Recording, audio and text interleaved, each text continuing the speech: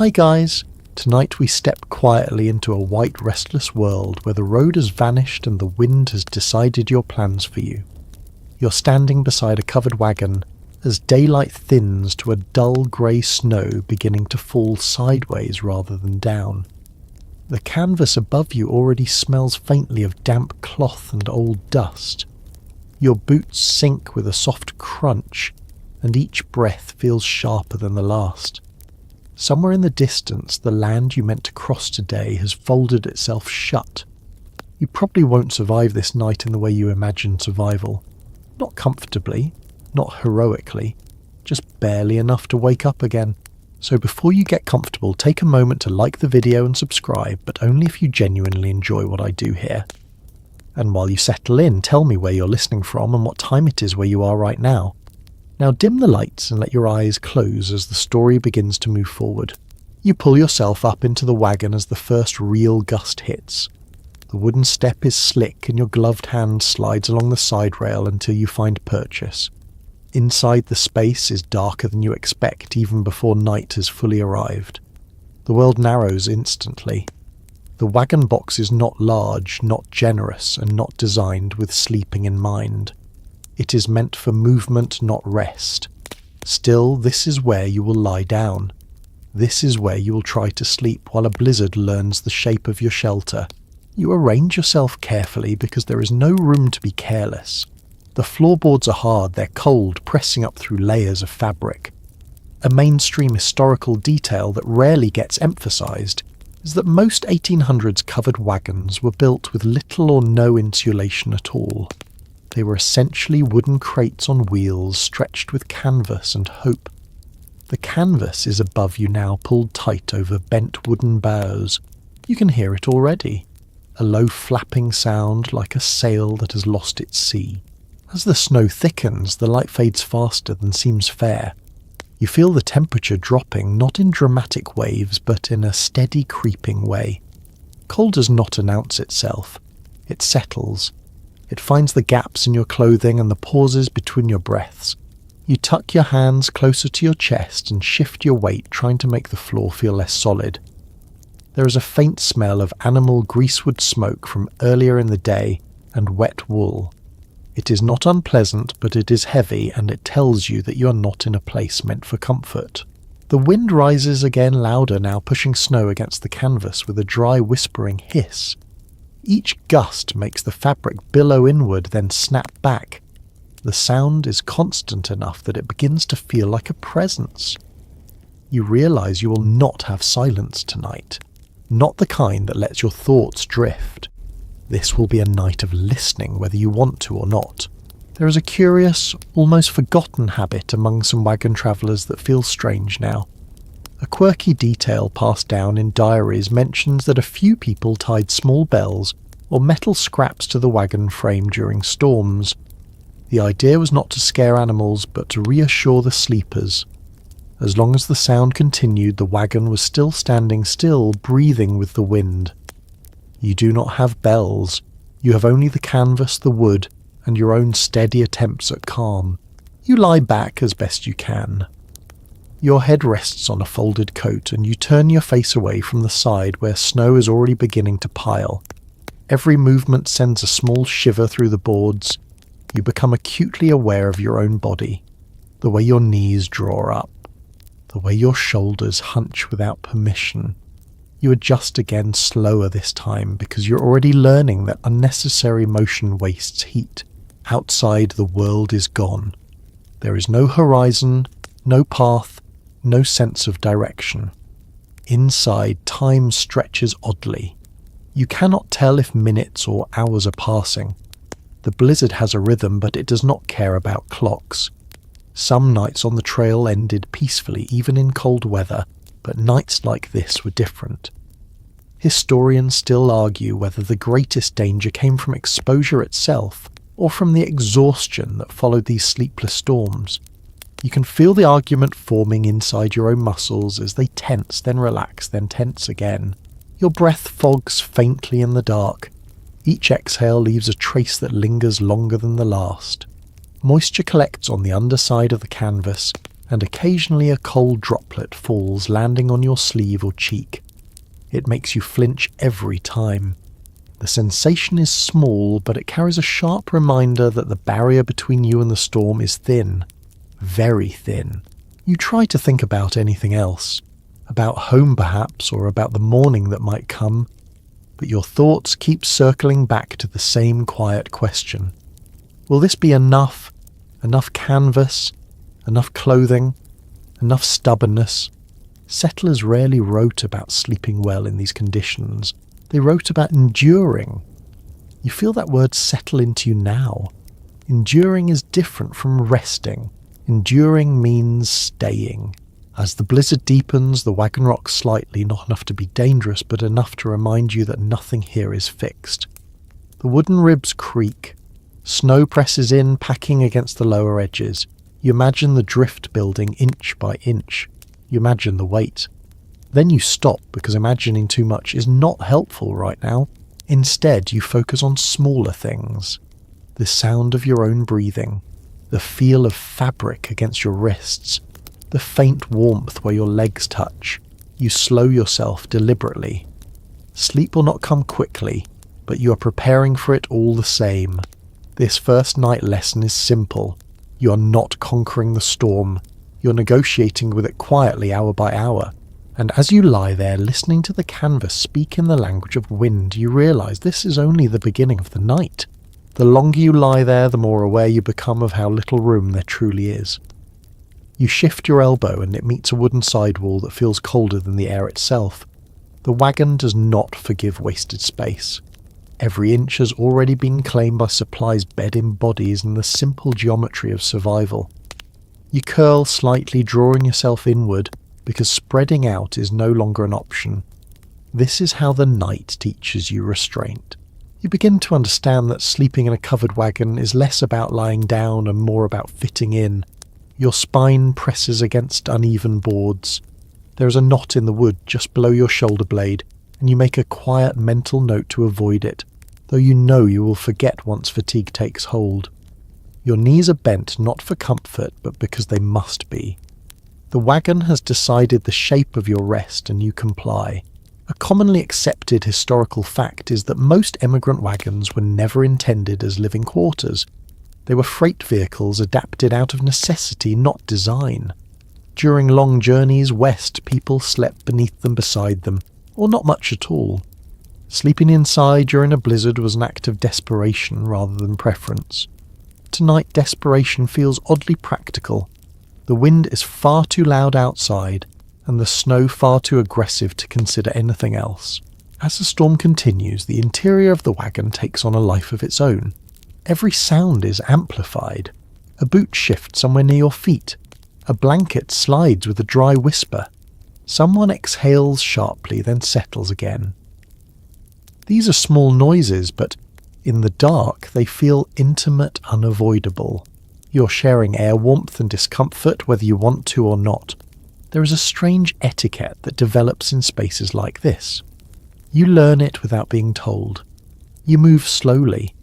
You avoid sudden turns. You apologize in murmurs if an elbow strays too far. Privacy no longer exists in any meaningful way.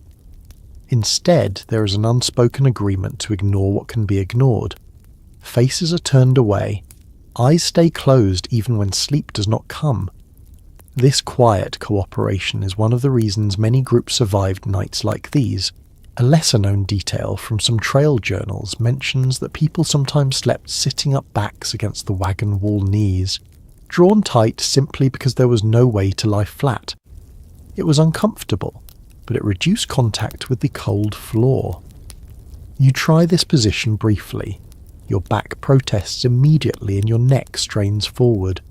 You last only a few minutes before slowly lowering yourself again, resigned to the floorboards and their chill. The canvas above you flexes again, and you feel the wagon shudder slightly as another gust passes.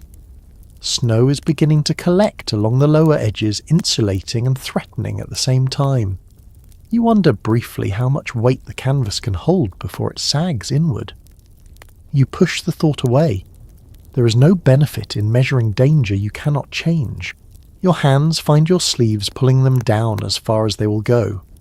Fingers are the first to complain in cold weather. Toes follow soon after. You wiggle them gently, careful not to disturb anyone else.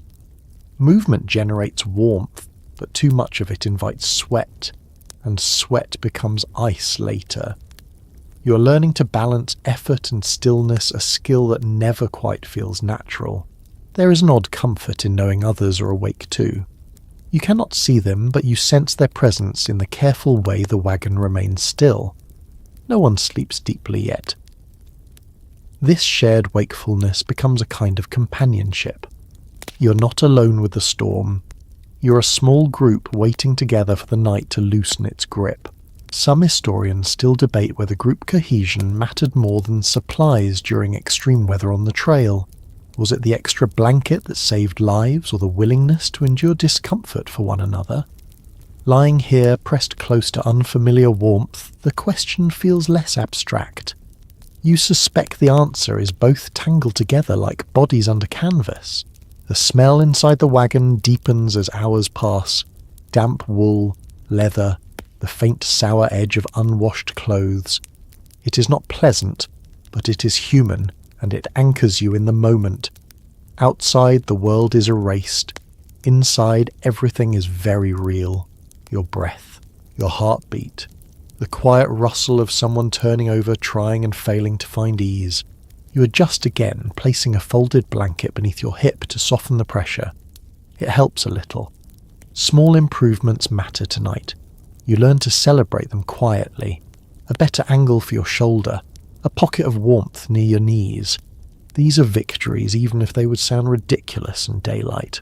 As time drifts on, your thoughts slow, not because you are comfortable, but because your body is conserving energy. You stare into the darkness behind your eyelids. Images come and go without effort. A stretch of road you travelled earlier. The outline of a hill now buried in snow. The memory of a fire that feels impossibly far away. You wonder how many nights like this people endured without writing them down. How many blizzards passed in silence, remembered only in stiff joints and quiet gratitude for survival. The wagon creaks again, settling under the accumulating snow. You listen carefully, then relax when nothing follows. Eventually you stop trying to improve your position. There is nothing left to adjust. You accept the shape you are in. Acceptance, you're learning, is a form of rest. Not sleep exactly, but close enough to get you through the hours ahead. The storm does not ease. The wagon does not grow warmer. But you're still here, breathing steadily, fitting yourself into a space that was never meant to hold a night like this. And as your awareness softens, you drift toward a shallow, fragile half-sleep, knowing there is much more of the night still waiting. As the hours press on, you begin to understand that warmth is not something you create all at once. It is something you assemble slowly, layer by layer, mistake by mistake. You reach for whatever is near you and begin arranging it with care. A coat folded twice becomes padding. A spare shirt turns into a scarf. Nothing is used for its original purpose anymore. Everything is reassigned to the single goal of keeping heat from leaving your body. You pull fabric closer around your chest and neck, sealing gaps where cold air sneaks in. Clothing in the 1800s was heavy by modern standards, often made from wool or rough cotton, and that weight works in your favour now. A well-established historical reality is that travellers depended far more on layers than on blankets alone. Blankets were precious and limited, but clothing could be worn, stacked and reshaped. You feel the pressure of multiple garments pressing down, slightly uncomfortable but reassuring in its density. You tuck the edges of fabric beneath you, creating a crude cocoon. The floorboards steal heat relentlessly, so anything between you and the wood feels like a small victory. Someone near you shifts and offers the edge of an extra covering. You accept it with a quiet nod you hope they can sense in the dark. Sharing warmth is not sentimental here. It is practical, almost mathematical. The air inside the wagon grows thicker as more layers trap not just heat but moisture. You notice your sleeves dampening near the cuffs. Wool holds warmth even when wet, which is one reason it was favoured, but it also grows heavy and itchy. You scratch your wrist briefly, then stop. Even small movements feel expensive now. Energy is currency, and you're budgeting carefully. A curious fringe detail from trail accounts describes people stuffing spare clothing, with dried grass newspapers or even straw, when available, turning garments into makeshift insulation. Tonight you have no straw, no paper, only what you carried with you. You still imitate the spirit of that improvisation, folding and refolding, until the layers trap air as much as they trap heat. Air, you realize, is the real insulator. Warm pockets of it cling close to your skin when you arrange things just right. Your breath slows as you settle into this layered stillness. The storm outside has not softened, but inside the wagon the cold feels less aggressive now. Not gone, just quieter. It retreats from your core and focuses its attention on extremities. Fingers, toes, ears. You pull a hat down low, covering as much of your face as you can without smothering yourself. Breathing through fabric warms the air slightly before it reaches your lungs. You test a new position, carefully sliding one knee closer to your chest. The layers shift, and for a moment cold slips in. You freeze in place until the warmth returns, then continue the adjustment in tiny increments. This is how you move now, slowly, patiently. Like someone learning a new language made entirely of sensation. There is a faint smell of damp wool and unwashed cotton, stronger now that everything is piled close. It's not pleasant, but it signals something important. These layers mean bodies are still warm enough to produce moisture. It is a subtle reassurance. Cold that kills is often silent and dry. This cold is noisy busy, constantly reminding you of itself. Scholars still debate whether hypothermia was widely understood by name during the early 19th century, or whether people recognized it only through experience and grim familiarity. Lying here, wrapped in every scrap you own, you suspect most travelers knew exactly what it felt like long before they had words for it. They knew the numbness, the temptation to stop adjusting, the dangerous comfort of stillness. You fight that temptation gently, not with fear, but with habit. You flex your fingers inside your sleeves. You wiggle your toes just enough to remind them they belong to you. Each movement is small, deliberate, and followed by stillness. The rhythm becomes calming. Move, wait, breathe. The wagon shifts again under the weight of snow, and a faint groan runs through the wood. You tighten your layers instinctively, as if fabric alone could brace the structure. You imagine the snow outside acting as a barrier, now muffling the wind slightly, pressing in like a heavy blanket of its own. Snow insulates too when it behaves. You hope it behaves tonight. Your thoughts drift as your body settles. You think about how many hands touched these clothes before you, how many winters they have already endured. There is comfort in worn fabric. It has survived other nights. It might survive this one with you. Someone near your feet coughs softly, then pulls their covering tighter. The sound reminds you that you are not the only one negotiating warmth in this dark box. Everyone here is solving the same problem in slightly different ways. No one speaks. There is nothing left to say that fabric cannot answer. As your layers finally settle into a configuration that feels workable, you allow yourself to rest into it. Not sleep yet, just rest. The storm continues its work outside, but inside the wagon, you've built a small, fragile island of warmth from whatever you had on hand. It is imperfect, improvised, and absolutely essential. You close your eyes again, breathing slowly through the cloth, letting the heat build and hold. The night stretches on, but for now you're prepared to meet it one layer at a time. Sometime in the night, the sound becomes the main thing. Not the cold, not the cramped space, but the constant voice of wind working against canvas. It is never the same twice. Sometimes it rushes in long, hollow breaths. Sometimes it snaps sharply like a sail caught wrong. The wagon speaks in creaks and soft knocks wood answering pressure the only way it knows how. You lie still and listen because listening costs less energy than worrying. The canvas above you moves with each gust bowing inward before tightening again. It never touches your face, but it comes close enough that you imagine it might. The sound is louder when the wind comes from the side, softer when it presses from above. Snow adds a muffled hush, then slides away in a faint scrape. This rhythm replaces silence completely. It becomes the background of your thoughts, the tide you float on whether you want to or not. Accounts from the 19th century often mention how travellers learn to judge weather by sound as much as sight. With no forecasts and little warning, people listen to wind patterns the way sailors did. You find yourself doing the same now. A deeper roar suggests open ground nearby. A duller thud hints at snowbanks forming against the wheels. Each variation feels meaningful, even if you are not sure what it means. You try to imagine the wagon as a whole. The curved bows holding the canvas, the ropes pulled tight earlier in the day, the wheels half buried, now spokes packed with snow. The storm is testing every joint and knot. You wonder which parts were rushed, which were repaired too many times already. Then you stop. That path leads nowhere useful. There is a strange intimacy to the noise. In daylight, wind feels impersonal.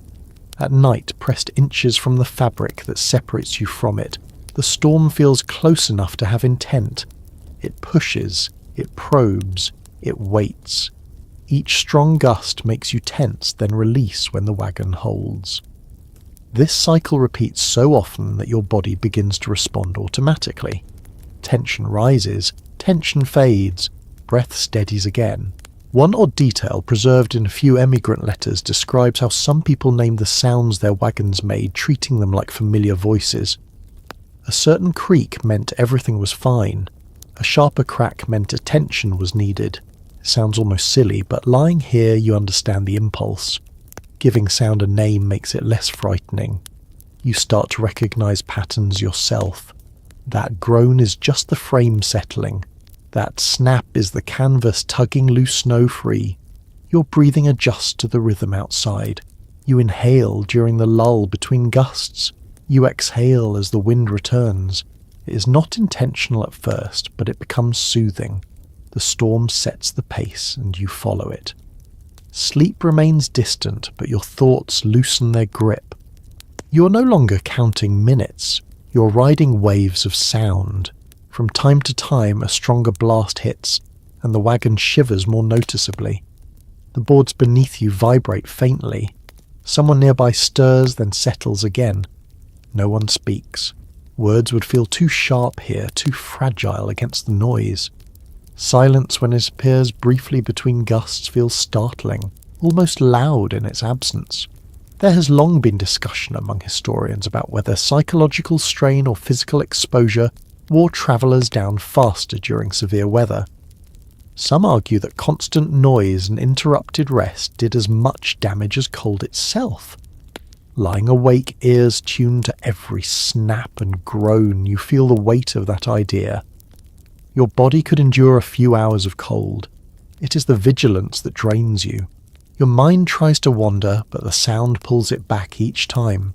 A gust catches the canvas just right, producing a low moan that vibrates through the wagon frame. It sounds almost like an animal call. You remind yourself it is just fabric and air. Still, your heart rate lifts slightly before settling again. You place a hand on your chest, feeling the steady thump beneath layers of cloth. Snow begins to change the acoustics. As drifts build higher against the wagon sides, the wind loses some of its sharpness. The noise grows deeper, more muffled. It feels like the storm is wrapping the wagon in thick blankets of sound. This should be comforting, but it introduces a new worry. Weight, pressure. You imagine snow stacking higher, pressing and testing the canvas from the outside now instead of the wind alone. You listen carefully for signs of strain. A tear, a sudden flap that does not recover. None come. The wagon holds, at least for now. You release the breath you did not realize you were holding. This small relief feels enormous. Your ears grow tired before the rest of you does. The constant noise blurs into something almost musical, a rough, uneven lullaby. You catch yourself, drifting thoughts, slipping sideways, images forming without effort. A road stretching ahead. A fire glowing low. The memory of quiet rooms that feel impossibly distant. Then a sharp snap jerks you back. You tense, then slowly relax when nothing follows. The wagon is still intact. The storm is still raging. Everything is as it was moments ago. You settle again, letting the sound wash over you. Eventually you stop listening for danger and start listening for reassurance. Each creak that resolves means the structure is still sound. Each gust that passes without damage is another small victory. You are learning the language of survival by ear alone. As the night wears on, the sound becomes less something you endure and more something you exist within. It fills the dark, leaving no space for fear to echo. Wrapped in layers pressed close to others, you float on noise and breath, waiting for the storm to decide it has said enough. The cold does not arrive all at once. It does not crash into you or steal your breath in a dramatic instant. Instead, it works patiently, like something with all the time in the world. You notice it first in the spaces where your layers thin, the hollow behind your knees, the curve of your lower back, the place where your sleeve rides up when you move. These small openings become invitations, and the cold accepts everyone. At first it is almost tolerable, a dull ache of background discomfort you think you can ignore. But as the hours stretch on, the sensation changes. It grows quieter and deeper, settling into muscles rather than skin. You breathe slowly, aware that each inhale brings air that is sharper than the last. The wagon interior warmed only by bodies, and breath can never quite keep up with what is happening outside. Period journals from winter crossings describe nights where the cold felt alive, described as something that crept rather than struck. Travellers didn't speak of freezing as a sudden event, but as a gradual surrender of warmth. Lying here, you understand exactly what they meant. There is no single moment when you think, now I am cold.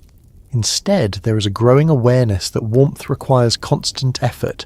Your fingers begin to feel thick, as if the joints no longer belong entirely to you. You curl them slowly, testing sensation. They respond but reluctantly. You tuck your hands deeper into your sleeves, pressing them against your chest where heat lingers longest. Your toes follow the same pattern, a faint numbness at the tips, a mild tingling when you move them. You do not panic. Panic wastes energy. You respond with small, careful adjustments.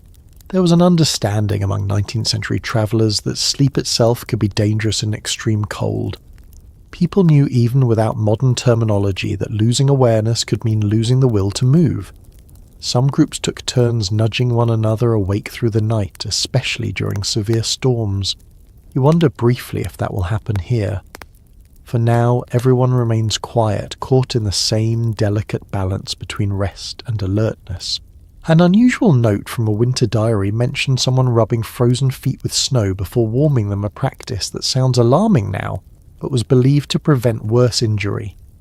Whether it helped or harmed is unclear, but it reveals how people experimented, constantly learning through trial and error. You're not experimenting tonight. You're conserving. You move only when you must. The cold continues its slow advance. It presses inward, testing your defences. Your breath grows more deliberate. You count exhales not out of anxiety, but as a way to anchor yourself. Inhale. Pause. Exhale. Each cycle creates a small pocket of warmth inside your chest. You imagine holding on to it, shielding it from the night. There remains disagreement among researchers about how often hypothermia claimed lives directly on the trail versus weakening people until other illnesses took hold. Lying here, you sense how easy it would be to underestimate the cold. It does not feel dramatic enough to demand attention. It simply asks you to stop moving, to stop caring. You resist that invitation quietly by staying aware of your body. Your jaw tightens slightly as your face cools. You pull fabric higher, covering your mouth and nose, breathing through cloth now. The air feels warmer that way, softer. Moisture gathers quickly, dampening the fabric, but you accept that trade. Warm breath now is worth cold cloth later. Someone nearby shifts their movement, sending a faint wave of cold air across your ankles. You tense, then relax as the layers settle again. Shared space magnifies every change. You learn to read these disturbances without resentment. Everyone is adjusting. Everyone is negotiating with the same invisible force. The floorboards beneath you feel harder as the night wears on. Cold makes everything more rigid. Your hip aches where it presses against the wood. You slide a folded garment beneath it, moving slowly, carefully, until the pressure eases slightly. Relief comes in degrees, not absolutes. At some point, the cold becomes almost familiar. Not comfortable, but known. Your body adapts, drawing boundaries around what it can spare. You notice that your core remains warm enough, even as your extremities complain. This you know instinctively is a good sign. The body is prioritizing making decisions on your behalf. As the storm continues outside, the cold maintains its steady presence. It no longer feels like an enemy charging at you, but like a weight you're carrying. Heavy, constant, but manageable if you move carefully. You do not think about morning yet. You think only about the next small adjustment, the next breath, the next moment of stillness. You close your eyes again, not expecting sleep, but allowing your thoughts to soften. The cold remains patient and persistent, but you're still here, meeting it inch by inch, breath by breath, waiting for the night to loosen its grip. Your breathing becomes something you notice in detail now, not just as a rhythm, but as a physical event. Each breath leaves your body and returns changed. The air you inhale feels sharp and thin. The air you release is warmer, heavier, carrying moisture with it. In the darkness you cannot see it clearly, but you sense it accumulating. The wagon interior is slowly filling with the evidence of living bodies. As minutes pass into hours, that moisture begins to settle. The underside of the canvas grows damp, first in patches, then more evenly. When the wind presses from outside, tiny droplets shake loose and fall. One lands on your cheek, cold. Another strikes your wrist through your sleeve. You flinch, then still yourself again. These moments are small, but they keep you from forgetting where you are. People travelling in the 19th century often remark that wagons could feel warmer than the open air, yet wetter at the same time. Breath sweat and melting frost had nowhere to go. You are experiencing that truth now. The air smells different. Less dry. More lived in. It carries a faint sourness mixed with wool and wood. This is not the clean cold of open land. This is enclosed cold complicated by human presence. You adjust your breathing without thinking about it at first. Slower inhales, longer exhales. You're trying to warm the air before it reaches your lungs. Breathing through cloth helps, but it also traps moisture, turning fabric stiff and cool against your face. You shift the position slightly, exposing one corner to dry air, then covering again. It is a constant quiet negotiation. From time to time, you hear a soft drip. Condensation has collected enough to fall in larger drops now. Each sound feels louder than it should, echoing in the confined space. Someone stirs nearby, muttering softly, half asleep. You remain still listening. The wagon holds this shared atmosphere like a sealed container. Everything inside it is amplified.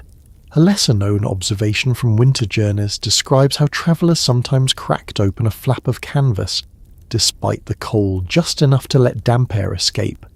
It seems counterintuitive, but too much moisture could make the cold feel worse. Tonight no one suggests opening anything. The wind outside is too aggressive and the risk feels greater than the discomfort. You accept the dampness as part of the night. Your hairline begins to feel cool. Moisture has settled there too, and as the temperature inside dips slightly, it chills against your skin. You pull your hat lower, tucking stray strands away. The fabric is no longer soft. It has stiffened, slightly shaped by frost and breath. You press it down gently, careful not to crack it. Discussions among modern historians continue about how much internal condensation contributed to illness on long journeys. Damp clothing combined with cold created conditions ripe for coughs and fevers. Lying here, breathing air that feels increasingly heavy, you understand how easily a single night could plant the seeds of sickness. Still, there is nothing to be done now but endure. You notice that your breath sounds different inside the wagon. It echoes faintly, bouncing off wood and canvas. Each inhale feels louder than it should. You try to quiet it, breathing more gently as if the storm might hear you and press harder. This is not logical, but it is comforting. Quiet feels safer. Your chest rises and falls steadily. You place a hand there, feeling warmth beneath layers of cloth. That warmth produces moisture, and moisture returns as cold. The cycle repeats endlessly. Heat creates dampness. Dampness invites chill. You are caught in that loop, managing it as best you can with slow breaths and careful stillness. Someone coughs again, deeper this time, then clears their throat. The sound lingers uncomfortably. You hope it is just irritation from cold air. Dry throats were common on the trail, especially in winter. Still, the noise reminds you how fragile everyone here is, how easily a small discomfort can grow into something worse. You shift your head slightly to avoid a cold spot forming beneath it. The fabric there has grown noticeably cooler. When you move, you leave behind a faint warmth that disappears quickly. You settle again, aware that every surface inside the wagon is slowly equalizing with the night outside. Your thoughts drift toward the simple act of breathing itself. How strange it feels to notice something you do without thinking most of the time. Each breath now feels purposeful, measured, necessary. You wonder how many people in the past lay awake like this, counting breaths instead of sheep waiting for dawn. The moisture continues to build. You feel it in your sleeves, in the collar of your shirt, in the faint slickness where layers press together. You resist the urge to shake or brush it away. Movement cools you faster. Instead, you press damp fabric closer to your body, letting warmth return slowly. There remains uncertainty among scholars about how often condensation inside wagons caused more harm than the cold itself. Some believe the dampness accelerated heat loss, while others argue it was simply an unavoidable side effect of survival. Lying here, you suspect both views hold some truth. The moisture is uncomfortable, but opening the wagon would invite something worse. You listen again to the storm outside. The wind has not relented, but the sound has softened slightly. Snow has built up enough to absorb some of its force.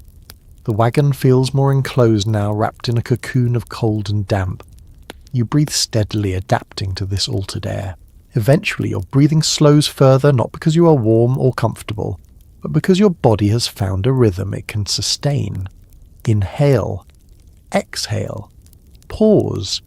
Each cycle is a quiet promise to keep going. You close your eyes, aware of moisture gathering, aware of cold waiting patiently, and you continue to breathe, trusting that this simple act is enough to carry you through another stretch of the night. As the night deepens, you become increasingly aware that warmth is no longer an individual project. It is shared, traded, negotiated without words. Bodies pressed close create pockets of heat that drift and fade as people shift. You feel a shoulder near yours not touching, but close enough to change the temperature of the air between you. That narrow strip feels different, softer, somehow less sharp. You angle yourself slightly toward it, careful not to intrude too much. In wagon travel, closeness was often unavoidable, especially during bad weather. Contemporary descriptions make it clear that personal space was a luxury few could afford on long journeys. Inside this wooden box, the rules of distance have changed. You're close enough to sense another person's breathing, to feel warmth radiating faintly through layers of cloth. It is reassuring and uncomfortable at the same time. Someone shifts near your feet, and a brief ripple of cold air moves through the wagon before settling again. The warmth rearranges itself, redistributing like water finding a new level. You learn quickly that even small movements affect everyone. This creates a strange courtesy. You move less not just for yourself, but for the shared balance of heat. Stillness becomes a group effort. The smells inside the wagon deepen as bodies remain close for hours. Wool damp with breath, leather warmed and cooled repeatedly, the faint trace of last night's meal lingering on clothes. It is not pleasant, but it is grounding. These are the smells of people staying alive together. In some travel journals, writers mention that the odour of close quarters was unpleasant, but oddly comforting because it meant no one had wandered off into the storm. There is an awkwardness to sharing space in this way. Elbows nearly touch. Knees bump lightly, then withdraw. No one speaks about it. There is an understanding that comfort must be borrowed carefully. You sense when someone is too cold by the way they inch closer. You feel when they are warmer again by the way they relax back. This quiet communication replaces conversation. One small, often overlooked detail from winter travel accounts describes how people sometimes arrange themselves deliberately placing those most vulnerable between others. Children in the centre, the elderly near the warmest bodies. It was rarely described as kindness, just common sense. Heat travelled outward and survival depended on where you lay. You find yourself unconsciously protecting the warmest parts of your body, curling slightly, shielding your chest and stomach. Your own warmth feels different now, less contained. It bleeds outward, mingling with others. You feel both exposed and supported. The sensation is oddly calming. You're no longer fighting the cold alone. You're part of a small breathing system, each body contributing what it can. From time to time, tension flickers. A sudden movement. A sharp intake of breath when someone's cold hand brushes bare skin. These moments pass quickly. Apologies are whispered or simply implied. Fatigue smooths over embarrassment. In the dark, identities blur. You're not names or roles here. You're sources of heat. There has been long-standing discussion among historians about how cooperation influenced survival rates during harsh crossings. Some argue that shared resources mattered more than individual preparedness. Others point to discipline and routine as the deciding factors. Lying here surrounded by faint warmth and quiet breathing, you suspect cooperation was not always noble or planned. Sometimes it was just proximity enforced by circumstances. Your body begins to respond to the shared warmth. Muscles loosen slightly. The ache in your hip dulls. The cold at your fingers retreats just enough to be tolerable. You adjust your position carefully, inching closer to the warm air without touching directly. This feels safer, less intrusive. You settle there, breathing slowly. A soft murmur escapes someone nearby, perhaps a fragment of a dream or a reflexive sound. It fades almost immediately. You do not react. Sounds like that feel normal, now part of the wagon's internal life. The storm outside continues, but inside a different rhythm has formed. Breath, shift, stillness. Your thoughts drift to how strange this would feel in any other context. Pressed close to strangers, sharing heat in silence. Yet here it feels necessary, almost inevitable. The night has stripped away unnecessary boundaries.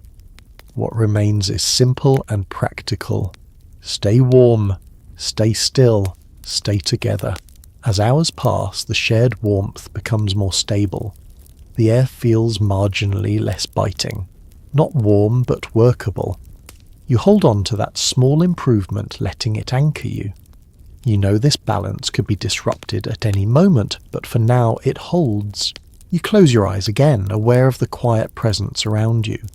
The closeness no longer feels intrusive. It feels like a buffer between you and the storm. Wrapped in layers and borrowed warmth, you hover in a fragile calm, letting the collective heat carry you forward through another stretch of the night. At some point in the night, your attention drifts beyond the wagon walls to the animals standing just outside. You cannot see them, but you know where they are by sound and by instinct. A horse stamps the ground, slowly breaking ice beneath its hoof. An ox shifts its weight, leather creaking softly. These noises arrive faintly through canvas and snow, muted but steady. They are signs of a life continuing beyond your narrow shelter. For people travelling by wagon in the 1800s, animals were more than transportation. They were companions, investments, and often the difference between survival and disaster. Period descriptions frequently mention how travellers listened for their animals at night, using familiar sounds as reassurance. If the horses were still standing, still moving, then the night had not won yet. You find comfort in that logic now. The wind carries a low distant snort, followed by the soft jingle of harness hardware. The animals are cold too. Their breath steams into the storm, adding warmth to the air around them, though it disappears quickly. You imagine frost collecting along their coats, ice forming in their manes. Yet they endure heads, lowered bodies angled into the wind. There is something steady about their patience. You remember hearing that travellers often parked wagons close together during storms, sometimes forming a loose circle. The animals would be tied inside or along the outer edge, creating a living windbreak. Snow piled against them, insulating as much as burying. This arrangement was not elegant, but it worked often enough to become common practice. Tonight you picture the wagon nestled among others, animals standing guard in the dark. An unusual detail appears in a handful of winter letters describing how some people slept better, knowing the animals were nearby. The sounds were familiar grounding. In contrast, when animals wandered off or went silent, fear spread quickly. Silence in that context meant loss. You listen now, ears tuned carefully. Another stamp, another shift. Relief follows quietly. The presence of animals changes how you imagine the storm. It feels less abstract. The blizzard is not just wind and snow. It is something pressing against living bodies, testing endurance across species. You feel a strange kinship with the creatures outside. You're all waiting together, though separated by canvas and rope. Your body responds to this awareness. Your breathing slows further. The tension in your shoulders eases slightly. You're not alone on this stretch of land. There are hearts beating nearby, hooves planted stubbornly in frozen ground. This knowledge steadies you more than you expect. There has been ongoing discussion among historians about how much attention travellers gave to animal welfare during extreme weather. Some argue necessity forced people to prioritise human survival. Others suggest that protecting animals was inseparable from protecting oneself. Without them, the journey ended. Listening to the quiet persistence outside you, lean toward the second view. Caring for animals was not kindness alone, it was foresight. A sudden gust rattles the harness again, louder this time.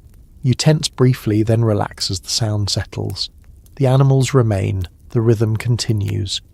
You imagine someone earlier in the evening checking knots, tightening ropes, brushing snow from backs already dusted white.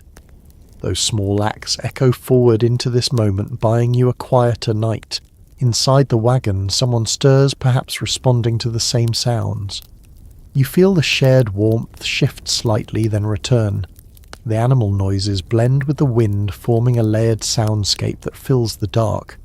It is not peaceful exactly, but it is consistent. Consistency matters now. You wonder how animals experience nights like this, without the anxiety of plans or destinations, without fear of tomorrow. They endure what is in front of them. You try to borrow that mindset. Stay still, stay warm enough, wait. The thought carries you into a gentler state. Your muscles loosen another degree, your jaw unclenches. The cold remains, but it feels less personal. The storm is something happening around you, not something aimed at you. A final soft stamp reaches your ears, followed by quiet. You listen carefully, then allow your attention to drift inward again. The animals are still there. The wagon still holds. The night continues, but you feel anchored by the steady presence beyond the canvas. Wrapped in layers, surrounded by borrowed warmth and distant breath, you let that knowledge settle. You close your eyes, trusting that as long as those sounds return now, and then the world beyond the wagon is still intact, and for this stretch of the night that is enough. Hunger does not arrive loudly tonight. It settles in quietly, a low awareness rather than a sharp demand. You ate earlier, you remember that though the details feel distant now, food on the trail was rarely about pleasure in winter, it was about timing and density. People understood through experience more than explanation that a full stomach helped the body hold warmth longer. That knowledge lingers in you as a faint reassurance. You shift slightly, feeling the heaviness inside your abdomen. It is not comfortable, but it is useful. Meals before sleep on cold nights were often thick and simple. Salt pork, hard bread softened in liquid, beans cooked until they lost all shape. Such foods took longer to digest, releasing energy slowly through the night. You feel that slow work happening now, a quiet furnace operating beneath layers of cloth. Travel journals from winter crossings often mention the importance of eating even when appetite disappeared. Cold dulled hunger, but skipping meals carried consequences later. You imagine someone earlier insisting everyone take a few more bites before darkness fell. At the time it may have felt unnecessary. Now lying still in the cold it feels like wisdom. There is a faint taste lingering in your mouth, a mix of salt and smoke. You swallow slowly, your throat dry from hours of breathing cold air. Water is nearby, but reaching for it would mean movement exposure and the risk of spilling. You decide against it. Dehydration is uncomfortable, but spilling cold water on yourself would be worse. You settle for a small shift of your jaw, easing the dryness as best you can. One peculiar habit mentioned in a handful of accounts describes travellers chewing small bits of fat or tallow before sleeping in severe cold. It sounds unpleasant, but the idea was simple. Fat provided energy and created a sense of fullness that reassured the body. Whether it truly helped or simply comforted is uncertain, but the practice appears often enough to suggest people believed in it. You imagine the taste, then feel quietly grateful you do not have to try it tonight. Your body responds to digestion with a subtle warmth. Not enough to chase away the cold, but enough to soften it. The chill at your core retreats slightly, focusing its attention again on hands and feet. You accept this trade without complaint. Warm organs matter more than warm toes. The shared space inside the wagon carries faint sounds of others settling after eating. A quiet sigh. A stomach growling briefly before quieting. These noises remind you that everyone here is relying on the same internal process. Food working slowly, heat spreading carefully. There has been ongoing discussion among historians about how well 19th century travellers understood nutrition in modern terms. Calories, metabolism and energy balance were not words they used, yet their habits often aligned with those principles. Lying here, feeling the slow burn of an earlier meal, you suspect practical experience taught lessons theory later explained. You grow aware of how still you have become. Eating earlier allowed you to rest more fully now. Your body feels anchored, less restless. The ache in your limbs remains, but it no longer competes with hunger. That absence feels like a gift. Outside, the storm continues its steady pressure. Inside, digestion creates a gentle rhythm that mirrors breathing. Inhale. Exhale. Warmth pulses faintly with each heartbeat. You focus on that sensation, letting it draw your attention inward. Someone near you shifts, perhaps adjusting after the same realization. The warmth redistributes, then settles again. No words are exchanged. There is nothing to say. The quiet work of staying alive is happening on its own. You think briefly about the morning meal, whatever it might be. Hard bread scraped clean. Coffee if there is fuel, and water that is not frozen solid. The thought feels far away, almost unreal. For now, the only meal that matters is the one already inside you doing its slow, invisible job. Your eyelids grow heavier as your body finds a workable balance. Cold remains at the edges. Dampness clings to fabric. The storm shows no sign of mercy. Yet inside there is fuel. There is heat being made quietly, steadily, without drama. You let your attention soften around that idea. Eating was not a luxury tonight. It was preparation. And as your breathing evens out, you feel that preparation paying off, carrying you gently into a deeper, calmer stretch of the night. Sleep does not arrive the way you expect it to. There is no gentle slide, no clean moment where waking thought switches off. Instead, you drift in fragments. Your eyes close, your body loosens, and then something pulls you back. A sound, a shift of weight, a sharper breath of cold. Each time you hover just on the edge, never fully falling, you realize that what you're doing now is not sleeping as you know it. It is something thinner, a light doze that breaks apart easily. People on the trail learned quickly that deep sleep was rare in conditions like this. Rest came in pieces gathered whenever the body felt safe enough to let go for a moment. You begin to accept that pattern, letting yourself take whatever rest appears without demanding more. Your thoughts slow, but they do not stop. Images drift through your mind without structure. A stretch of road earlier in the journey, a fence half buried in snow, a memory of warmth that feels slightly exaggerated now. These thoughts do not carry emotion. They simply pass like clouds crossing a pale sky.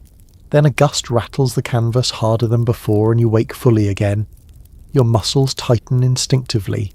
You listen. The wagon holds.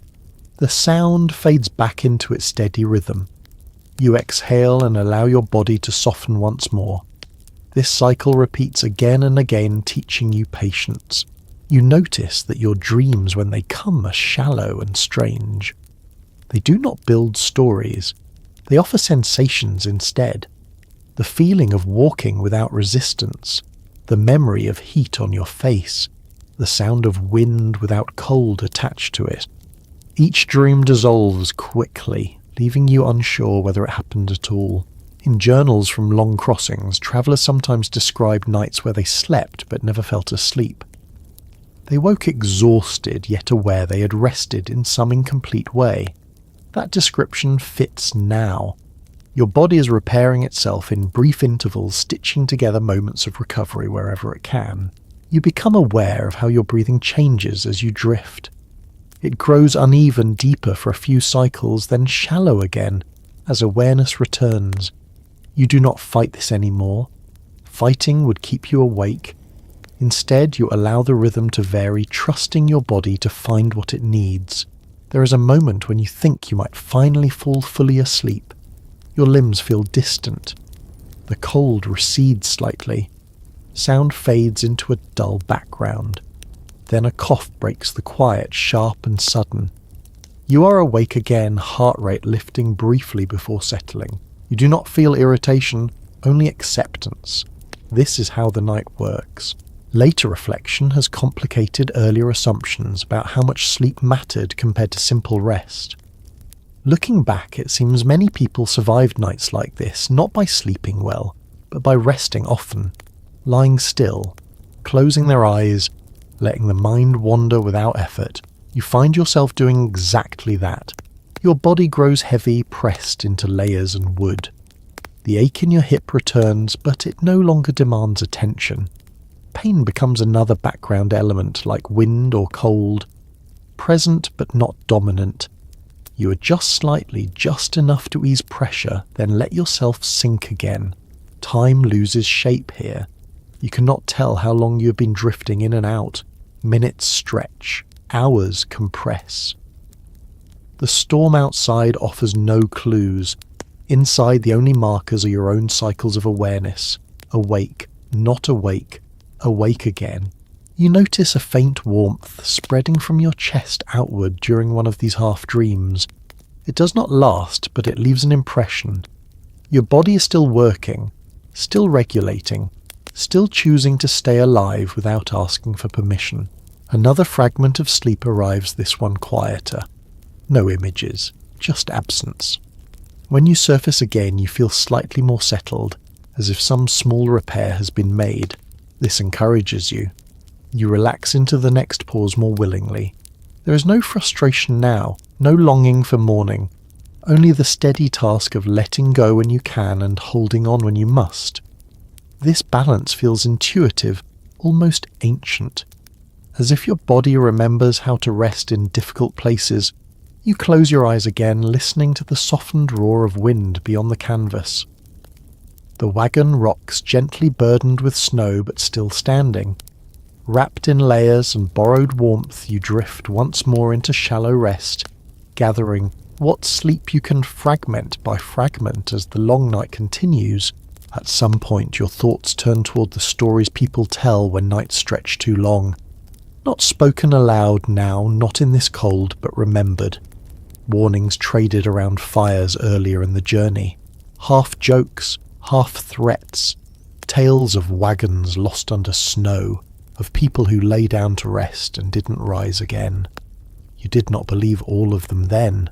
Lying here, you understand why they were told. Fear does not arrive suddenly. It seeps in the same way the cold does, quietly. You feel it as a tightening behind your ribs, a subtle alertness that refuses to fully relax. You remind yourself that fear has a purpose. It keeps you listening. It keeps you moving just enough. You let it exist without letting it grow. People on the trail carried stories the way they carried tools. They were warnings shaped into memory. A neighbour's cousin who underestimated a storm. A family that pushed on too late in the season. These accounts were rarely precise, but they served a function. They taught respect for weather long before meteorology had language for it. You replay one such story in your mind now, though the details are vague. Something about snow piling higher than expected. About morning light revealing only the tops of wagon bows. You imagine how quiet that must have been. The thought makes you shift slightly. Checking your breathing, checking sensation in your hands. Everything responds. You're still here. One strange habit appears in a few recollections where people deliberately exaggerated dangers when speaking to newcomers. The goal was not accuracy but caution. If fear kept someone alert through the night, it was considered useful. You wonder how many lives were saved by stories that were not entirely true. Your mind drifts toward the edges of sleep again, and the stories soften. They lose their sharpness. Fear becomes background noise like the wind, present but no longer commanding attention. You breathe slowly, grounding yourself in physical sensation. The weight of cloth, the steady rise of your chest, the faint warmth that has not abandoned you. There is still debate among those who study these journeys about how much psychological strain contributed to failure versus physical hardship alone. Some argue that despair weakened people before the cold ever did. Others point out that fear also sharpened awareness and encouraged caution. Lying here, you feel both sides of that argument inside your own body. Fear tightens you. Fear keeps you awake. Fear keeps you alive. A sound outside shifts your attention outward again. Not the wind this time. A brief silence, then the return of movement. The storm has not ended. It has only paused. These pauses feel unsettling. You almost prefer the constant noise. Silence invites imagination. You remind yourself of what you know. The wagon is still upright. The canvas has not torn. The animals were still moving not long ago. Snow insulates as much as it burdens. These facts are small anchors you drop into the dark, giving your thoughts something solid to hold. Your breathing steadies again. The stories lose their grip. They retreat to the edges of your mind where they belong. Worry does not help you now. Awareness does. You choose awareness. The night feels longer when fear is close, but it also feels sharper. You notice details you might otherwise miss. The way the wagon shifts under snow load. The way your body signals discomfort before it becomes pain. This tension feels purposeful, not panicked. Gradually the stories fade into the same soft blur as your dreams. They merge with imagined landscapes and half-remembered roads. You're no longer replaying warnings. You're drifting again, hovering in that thin space between sleep and wakefulness. Fear has done its job. It has kept you alert. Now it loosens its hold. You allow your muscles to relax another degree, trusting that if danger truly arrives, your body will respond. Wrapped in layers, surrounded by breath and quiet movement, you settle back into shallow rest. The night still stretches ahead, but the stories no longer own it. For now, they are just echoes fading as you drift onward, carried by patience rather than fear. You begin to sense the snow long before you see it. There is a change in pressure, a heaviness that feels different from wind alone. The wagon sounds deeper now, less sharp. Each gust arrives muffled as if wrapped in cloth. Snow is no longer just passing by, it is staying. It is leaning against the wagon, settling into corners, filling space. Your mind drifts to the outside shape of the shelter. Wheels half buried, axles disappearing, canvas edges pressed inward where drifts have climbed high enough to meet them. People who travelled this way learn to recognise these changes by sound and feel alone. When the noise softened and the wagon stopped rocking, it often meant snow was building up fast. You listen carefully, measuring each creak and sigh of wood. There is comfort and danger in drifting snow. Packed tightly, it blocks wind and holds warmth close. Too much of it, though, adds weight where the wagon was never meant to carry it. You imagine the slow climb of white along the sides, the way it fills gaps, smoothing sharp angles into gentle slopes. The picture is oddly peaceful, even as it carries risk. Your breath fogs inside the wagon, and the moisture freezes more quickly now. The interior feels stiller, as if the storm has wrapped you in layers of quiet. This change brings a new kind of unease. You have learned the sound of struggle. Silence feels uncertain. You strain your ears, listening for the return of wind, for any sign that the world outside is still moving. Trail experience taught people that snowdrifts could seal wagons shut if storms lingered. Morning sometimes arrived with doors frozen closed and canvas stiff as boards. You picture hands pushing from inside, testing edges, hoping the weight above will shift. The image passes through your thoughts without panic. You file it away, aware but calm. Someone nearby stirs, perhaps sensing the same change. A hand brushes your sleeve, then withdraws. You do not react. The shared space remains steady. No one speaks, but the awareness feels collective. The wagon has become quieter, heavier, more enclosed. A small memory surfaces of someone once explaining that snow when settled was warmer than open air. It trapped pockets of stillness, shielding what lay beneath. That idea offers comfort now. You imagine the wagon nestled inside a thick white shell, protected from the worst of the wind's reach. You let that image replace the more frightening ones. Still the question lingers. How much is too much? The answer depends on many things. The strength of the bows, the way the canvas was stretched, the angle of the drift. People did not always agree on the safest approach. Some insisted on clearing snow during the storm. Others waited until morning, fearing exposure more than weight. The record is mix shaped by outcomes as much as intentions. You check in with your body again. Fingers move when asked. Toes respond slowly, but they respond. Your core remains warm enough. These signals reassure you. You're not losing ground. You're holding steady. The sound of the storm shifts again, briefly louder, then quiet. Snow slides from somewhere above, thumping softly against the side. You tense, then relax when nothing follows. The wagon settles deeper into its temporary nest. Your breathing slows further as your surroundings grow still. The snow has changed the night's character. It feels more contained, less aggressive. The cold remains, but it presses less insistently. You take advantage of this, allowing yourself to sink into the layers beneath you. Thoughts of morning return faint and cautious. Light filtering through canvas, snow reflecting brightness into the wagon, movement returning to stiff limbs. You do not cling to these images. You let them hover at the edge of awareness, gentle rather than demanding. For now, you listen to the softened world outside. The storm has not ended, but it has changed. Snow holds the wagon close, sealing it into the night. Wrapped in damp cloth and quiet breath, you rest within that stillness, trusting that the weight above will remain balanced until dawn finds you. Small sounds begin to stand out now, not because they're loud, but because everything else has gone so still. A faint sniffle breaks the quiet. A soft cough follows, quickly smothered.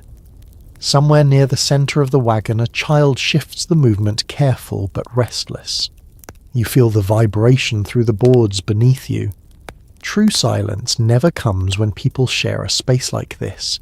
Children experience nights on the trail differently. They had less patience for stillness and fewer ways to distract themselves from discomfort. People who crossed long distances learned quickly that keeping children warm and calm mattered to everyone. Restless movement spread cold through the shared space. Soothing whispers, gentle pressure from a hand, or simply pulling a small body closer were common responses. You sense that happening nearby now, even without seeing it. Another cough rises deeper this time, then fades. Cold air irritates throats. Dampness makes it worse. You notice your own throat feels tight, not painful, just dry and sensitive. You swallow slowly and breathe through cloth again, warming the air before it reaches your lungs. This habit has become automatic. There is a soft whimper, quickly hushed. A child half awake, caught between fear and fatigue. Someone murmurs reassurance words too quiet to make out. The sound blends into the fabric and breath around you.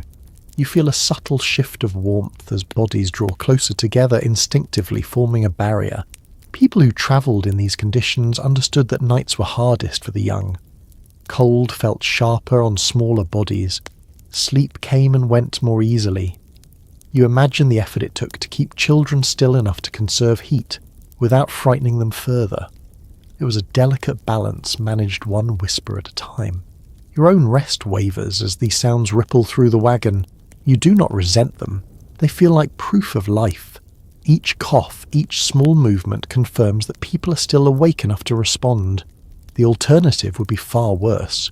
You notice how the noises change the atmosphere inside. The shared space tightens slightly as if everyone is listening. Breath quiets, movement slow. Even the storm outside feels distant now, softened by snow and absorbed by attention focused inward. A small hand brushes against your sleeve accidentally, then pulls away. The touch is brief, almost apologetic. You do not move. Warmth holds better when nothing shifts. After a moment, the child settles again, breathing uneven but calmer.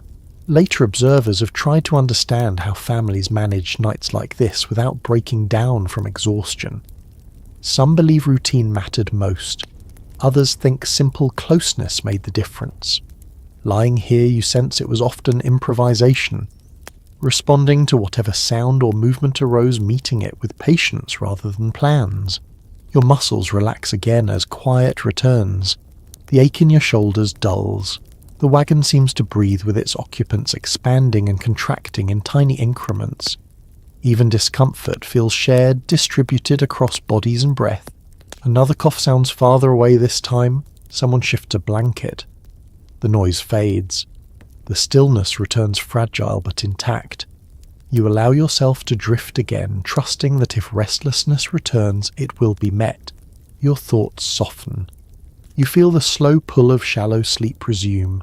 The presence of others, especially the small and restless ones, no longer pulls you fully awake.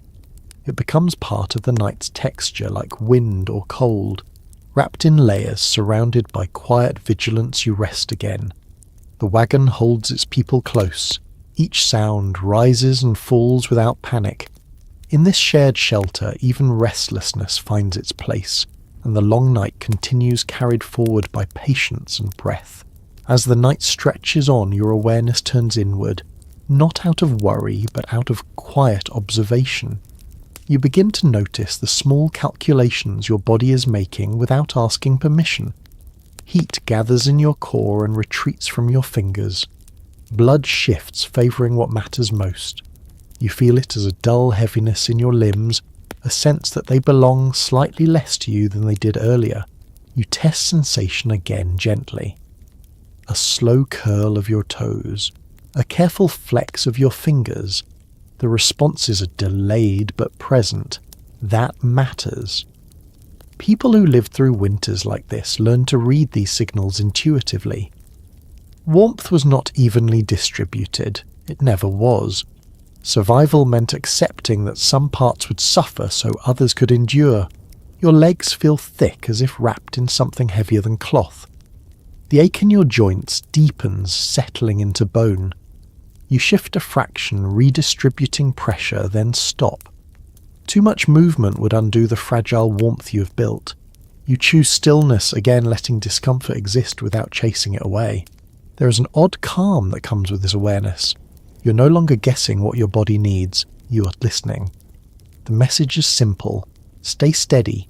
Do not waste energy. Breathe slowly. These instructions repeat themselves quietly, guiding you through the hours.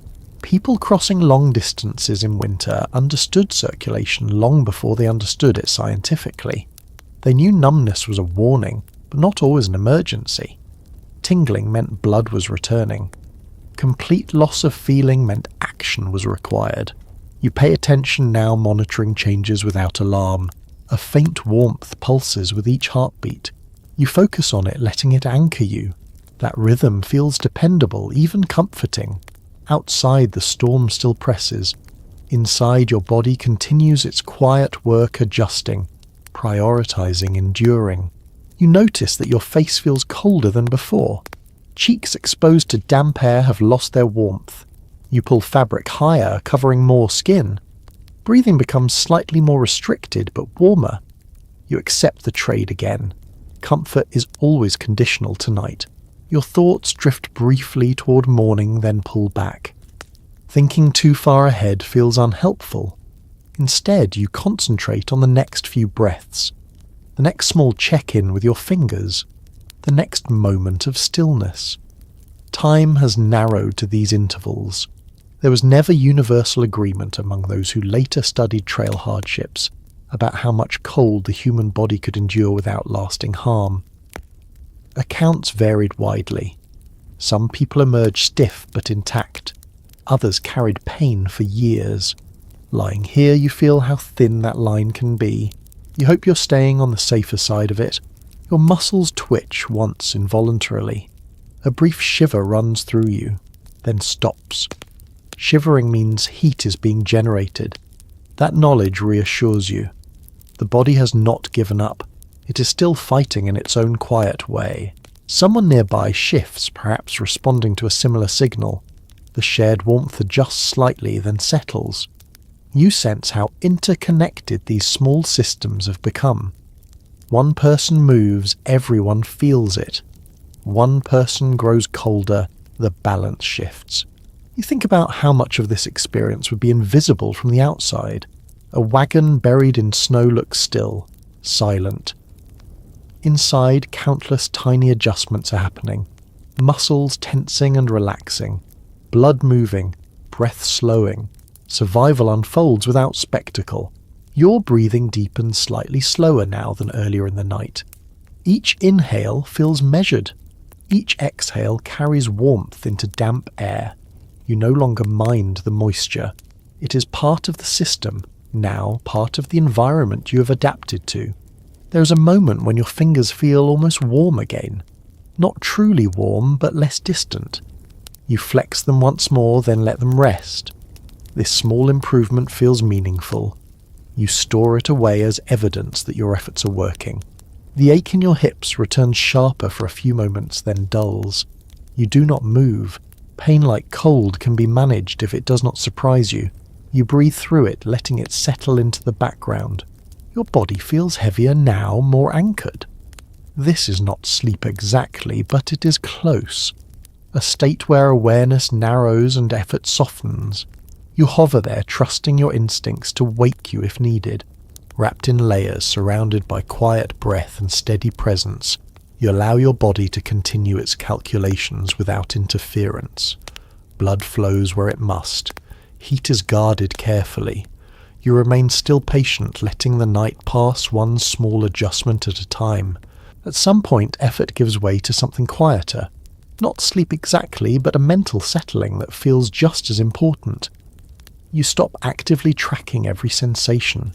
Instead, you allow familiar habits to take over.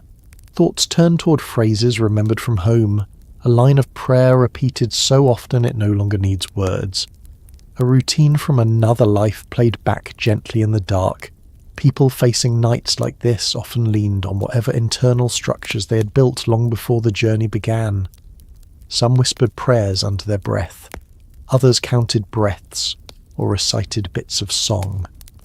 Not for meaning necessarily, but for rhythm. Repetition steadies the mind when the body's under strain. You find yourself returning to the same thought again and again, letting it loop without effort. The wagon feels smaller now, not because it has changed, but because your attention has narrowed.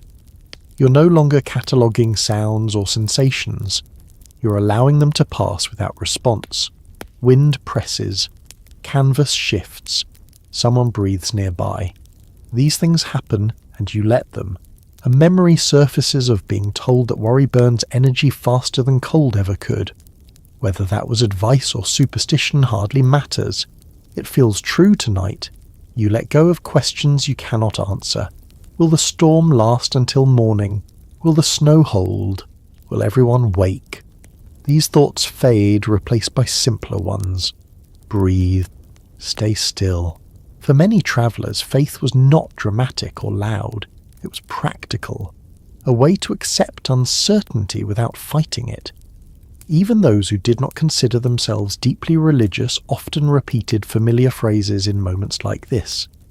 Habit carries comfort. Familiar words anchor attention. You feel that anchoring now subtle but real. Your jaw unclenches. Your shoulders sink slightly deeper into layers of cloth. The ache remains, but it no longer dominates. There is space around it now, room enough for calm to exist alongside discomfort. This balance feels sustainable. Looking back, it is difficult to say how much belief itself mattered versus the act of focusing the mind. Some people credited prayer with survival. Others spoke only of endurance. The distinction blurs in moments like this. What matters is that the mind finds a place to rest even when the body cannot. You notice that your breathing has fallen into a steady pattern without conscious effort. Inhale through cloth. Exhale slowly. Pause. The rhythm repeats gentle and predictable. Each cycle feels like a small reassurance that things are still working as they should.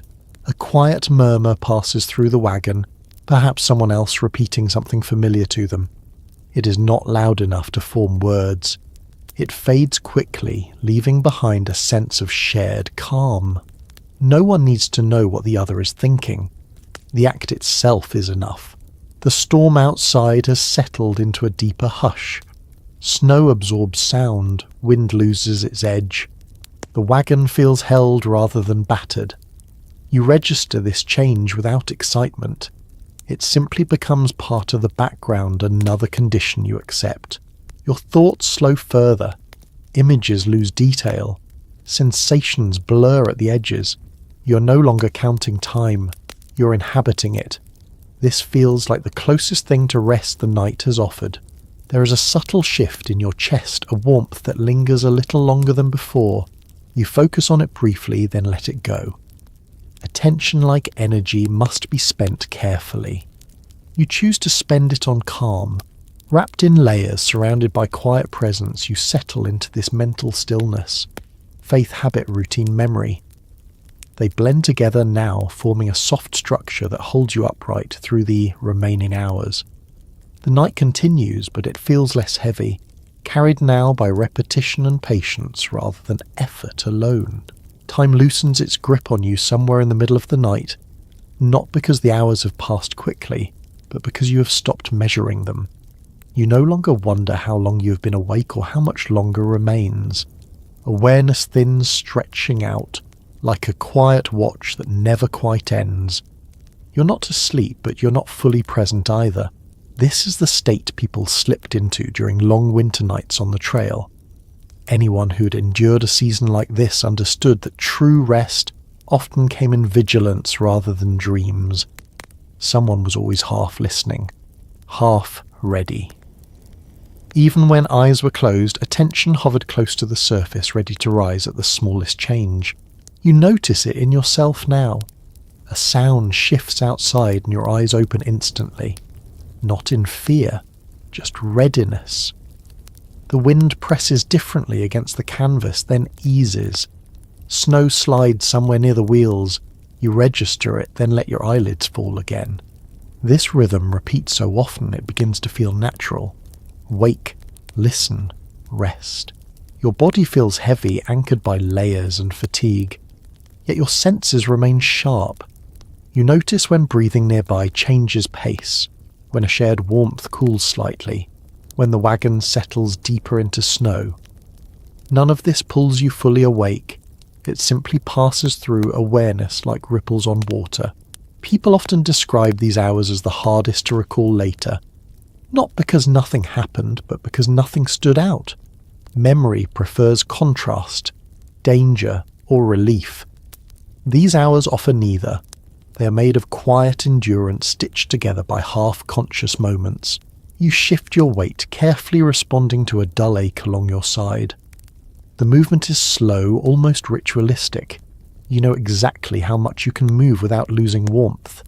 That knowledge feels earned now, learned through hours of trial and adjustment.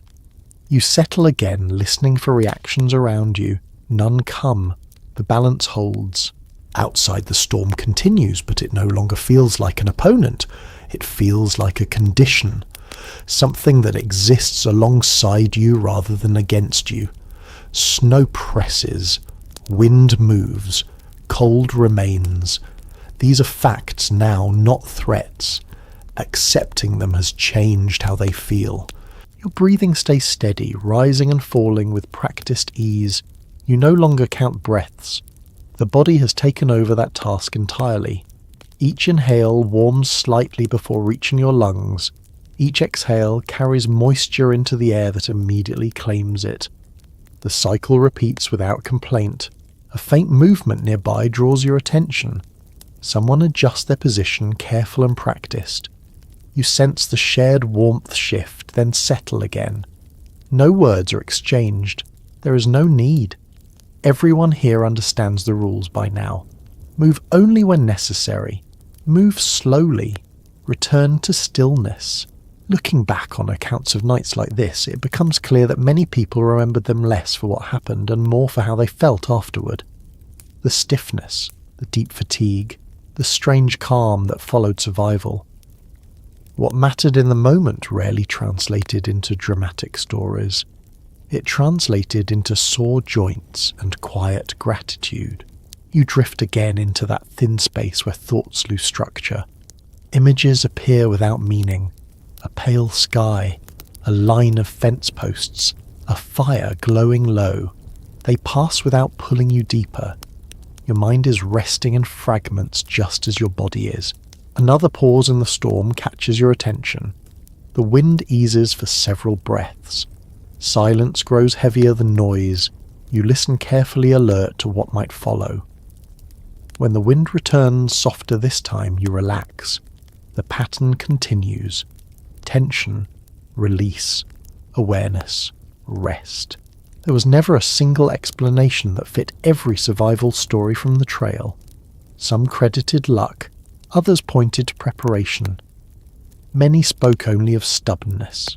Lying here, you feel how all of those blend together. Preparation got you this far. Stubbornness keeps you still. Luck holds the wagon upright beneath the weight of snow. Your muscles twitch once, then settle. A reflexive check. Everything responds. You let the moment pass without concern. The body knows how to monitor itself even now. The hours stretch on, but they feel lighter. Not easier, but quieter. The cold no longer surprises you.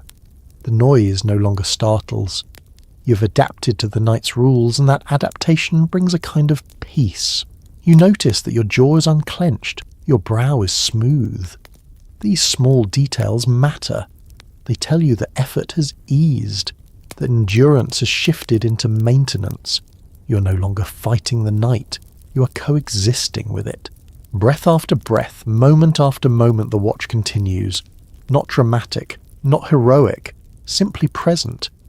You remain in this half-awake state, listening and resting, at the same time trusting that if the night demands more of you, you will respond. For now, it asks only patience. And so you remain still, wrapped in cloth and quiet vigilance, letting the long middle hours pass without resistance, waiting for the first hint that the night is finally beginning to loosen its hold. Thoughts drift toward failure now, not sharply, but as a quiet awareness that not every night like this ended well. You do not dwell on it, yet it lingers at the edges of your mind. The wagon feels solid beneath you, but you know that others somewhere else in other winters lay down in similar shelters and did not wake as expected. This knowledge is not meant to frighten you. It is simply part of the landscape of memory that surrounds journeys like this. People who travelled these routes understood risk without always naming it. They knew wagons could collapse under snow if bows weakened or ropes loosened. They knew animals could break free in panic. They knew cold could steal strength quietly. These lessons were not learned from manuals, they were learned from watching and from loss.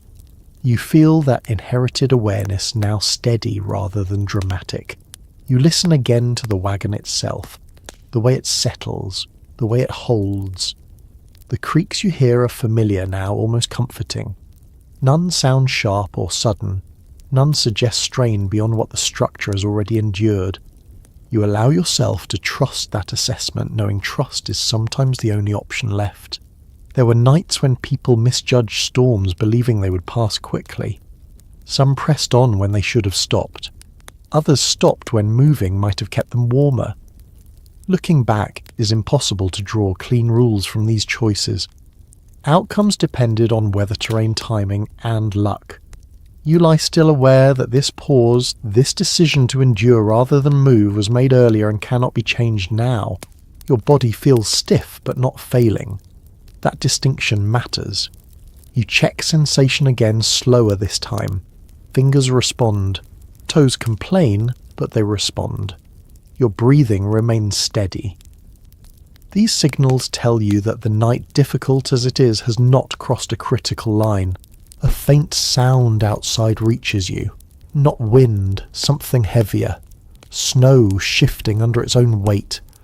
You tense briefly, then listen as the sound settles into silence. No collapse follows. The wagon remains balanced. You release the breath you had held unconsciously. In later years, people told stories about nights like this with a clarity that likely did not exist in the moment. Memory simplifies. It highlights danger or relief and smooths out the long stretches of waiting. Right now there is no clarity, only the steady presence of cold, the weight of snow, and the quiet determination to remain.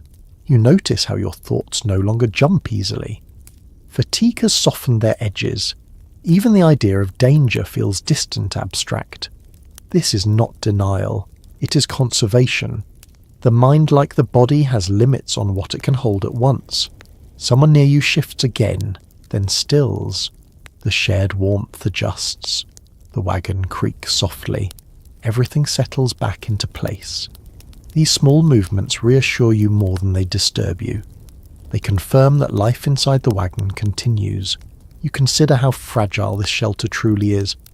Canvas stretched over wood, rope tied by human hands, wheels meant for rolling, not bearing snow, and yet it holds, not perfectly, not comfortably, but enough. Enough is the measure that matters tonight. There is no single explanation that accounts for who survived nights like this and who did not. Preparation mattered, decisions mattered, circumstances mattered. Sometimes none of those were enough. Lying here, you accept that uncertainty without trying to solve it. Acceptance feels quieter than fear. Your breathing deepens, again slower, now heavier. The ache in your joints feels older, less sharp. You no longer shift to chase comfort. You let discomfort exist alongside calm. This balance feels earned. Outside, the storm has softened further. Not ended, but changed. Snow absorbs sound. Wind presses gently instead of striking. You sense that the night is moving toward a different phase. Not morning yet, but something closer to it. You hold on to that thought lightly. Too much hope can be tiring. Instead, you focus on staying exactly as you are. Warm enough, aware enough, patient enough. The wagon stands. Your body holds. The night continues, but it no longer feels endless. Wrapped in layers and quiet resolve, you remain still, knowing that endurance is not about strength alone, but about staying present until the world allows you to move again. You sense the change before you see it. There is a thinning in the darkness, a subtle shift that has nothing to do with sound. Your eyes are still closed, yet something feels different. The air inside the wagon seems less heavy. The silence has a new quality to it, not empty but expectant. Morning is not here yet, but it is moving closer. The canvas above you begins to glow faintly, not with colour, but with absence of darkness.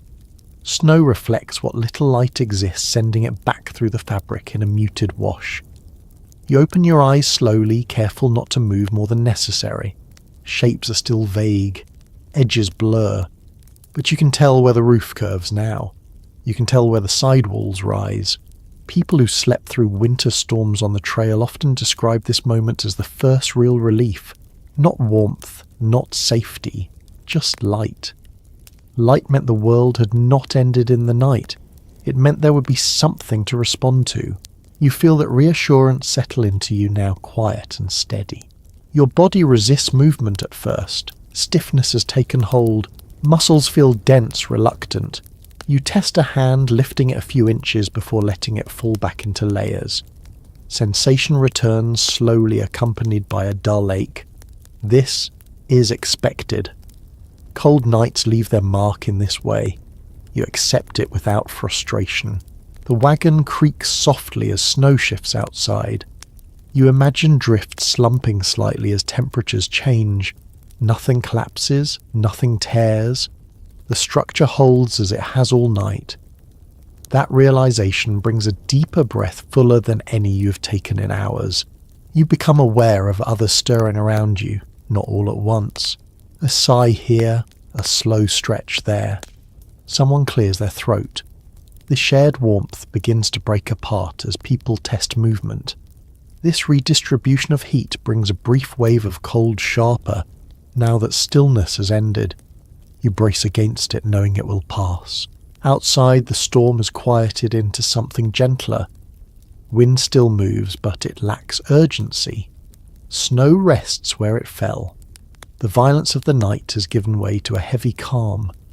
You imagine the landscape buried and reshaped, familiar landmarks erased beneath white.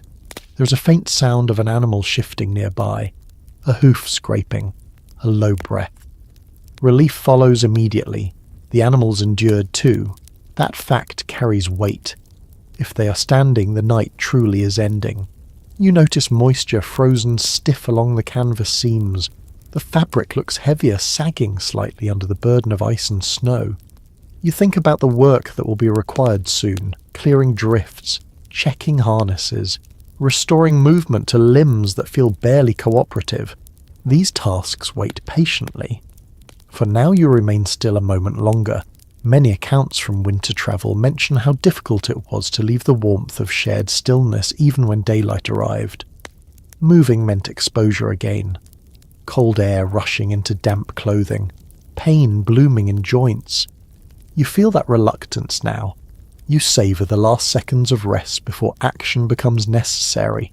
Light grows stronger, filtering through the canvas in a soft grey glow. You can see your breath clearly now, rising and fading. The interior of the wagon feels smaller in the daylight, more clearly defined. There is less mystery here, less imagination. That clarity feels grounding. You begin to shift more deliberately, bending a knee, rolling a shoulder. Each movement sends a brief protest through your body, then eases. Blood returns where it had withdrawn. Tingling replaces numbness. You welcome the sensation even when it borders on uncomfortable. Someone nearby speaks softly for the first time in hours. Just a word or two, a check-in. The sound feels almost startling after so much quiet. You realise how long it has been since voices mattered. Now they return tentative but real. The first true sign of morning arrives when light touches the lower edge of the canvas, brightening it slightly more than the rest. This tells you the sun is rising beyond the drifts. You picture it climbing slowly, indifferent to the struggle of the night before. You take a deeper breath, filling your lungs with cold, damp air. Stings slightly, but it feels clean compared to the heaviness of the night. You let it out slowly, grounding yourself in the present moment. Morning has not solved anything yet. The snow still waits. The cold remains. The work ahead is real. But you have crossed the night. That fact settles into you with quiet satisfaction. Wrapped in layers, stiff and tired, you lie there for a final moment, letting light replace darkness inch by inch. The blizzard did not take you. The wagon held. Your body endured. And as the grey glow grows brighter, you prepare to meet whatever this new day asks of you. When you finally push yourself toward movement, it feels like waking a body that does not entirely belong to you yet. Limbs respond slowly, as if they have been loaned out overnight and only just returned. You brace a hand against the wagon floor and sit up a fraction, then pause. The cold rushes in immediately sharper now that stillness is broken. You breathe through it, letting the sensation settle rather than fight it. The canvas door is nudged aside and daylight spills in pale and reflective.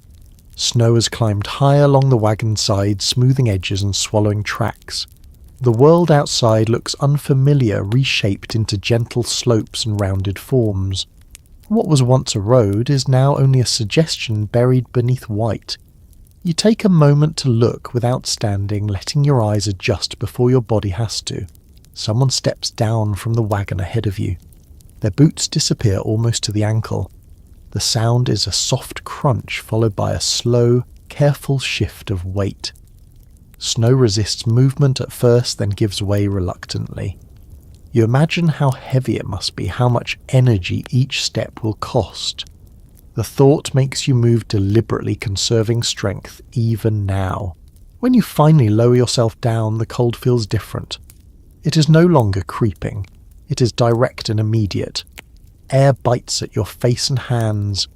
Your breath fogs, instantly rising and vanishing in thick clouds. You stand still for a moment, letting your body register this new version of cold, recalibrating after hours of enclosure. The animals come into view next. Frost clings to their coats.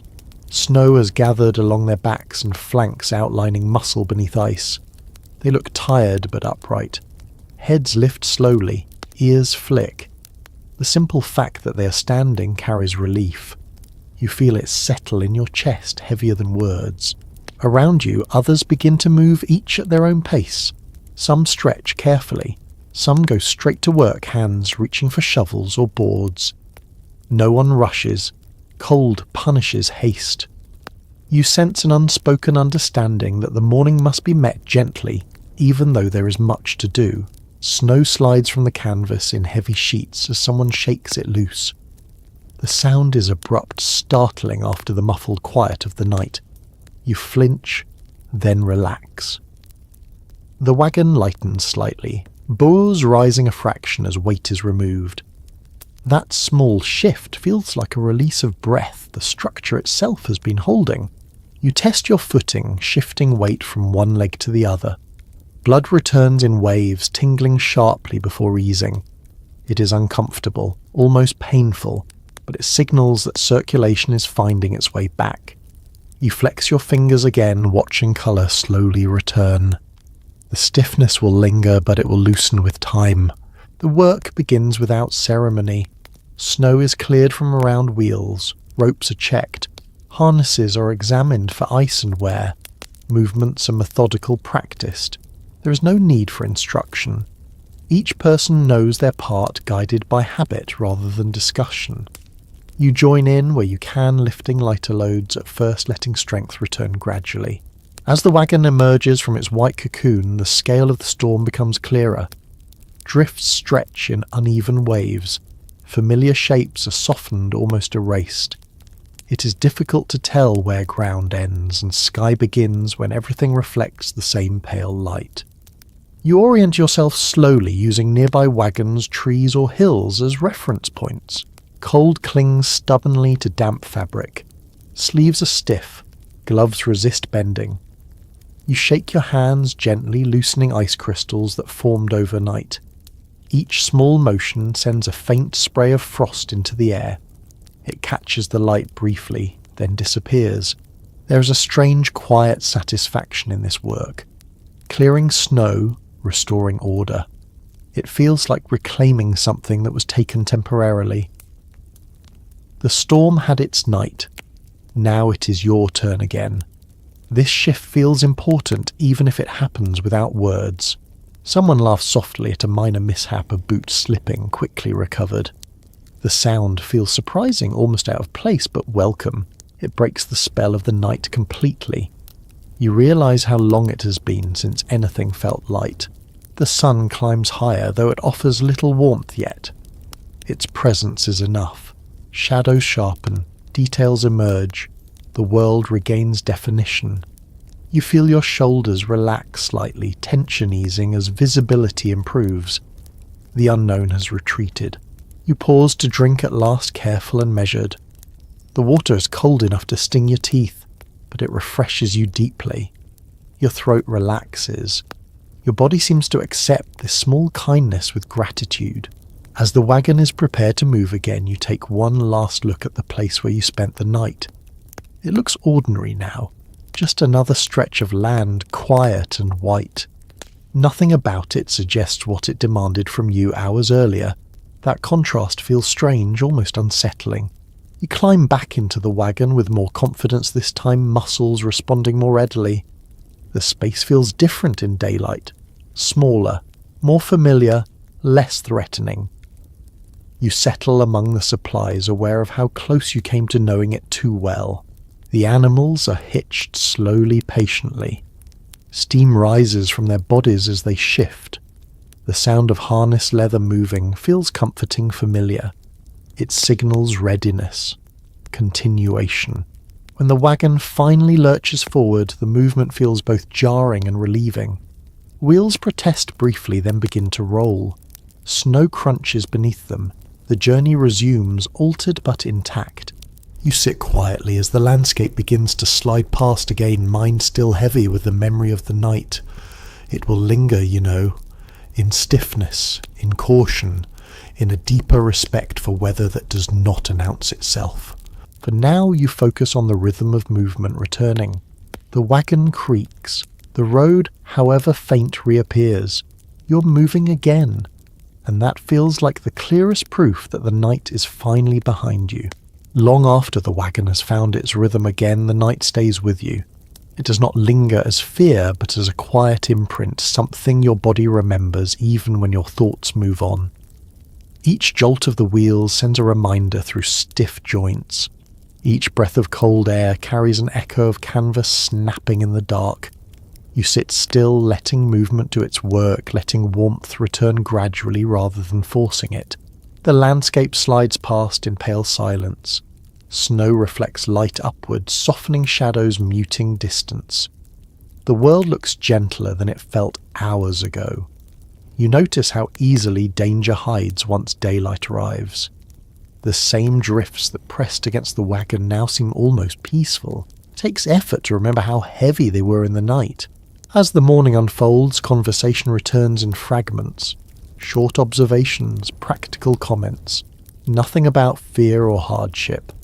People rarely speak of nights like that while they're still fresh.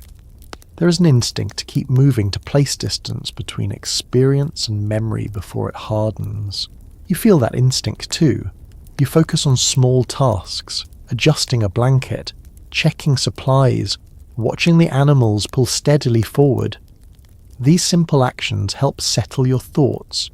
They remind you that the journey continues regardless of what it demanded from you along the way.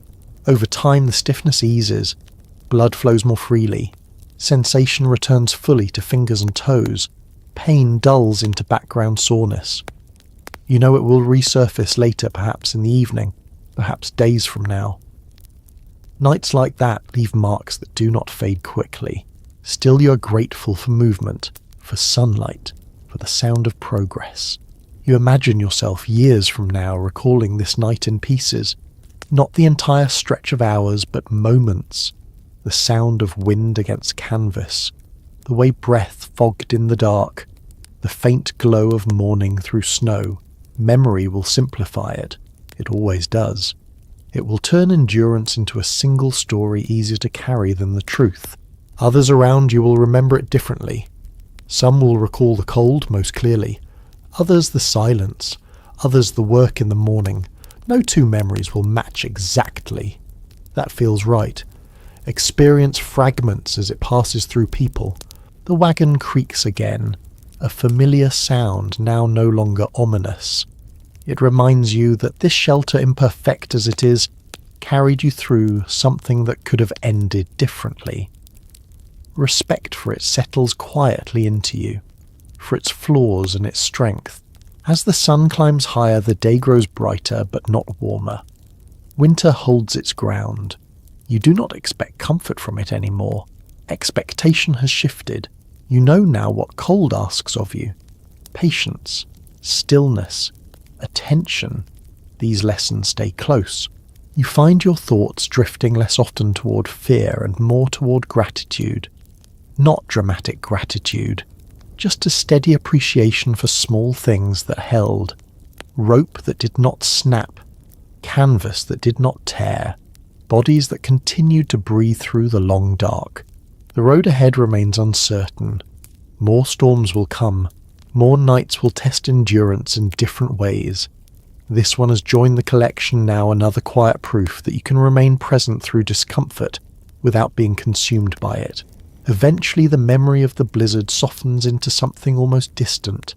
The wagon moves, the day unfolds, tasks fill the hours, but beneath it all the night has left a trace, a deeper respect for shelter, a sharper awareness of breath, a calm understanding that survival is often quiet, made of small choices repeated until light returns.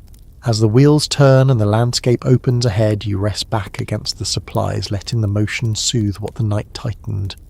You do not rush the feeling away.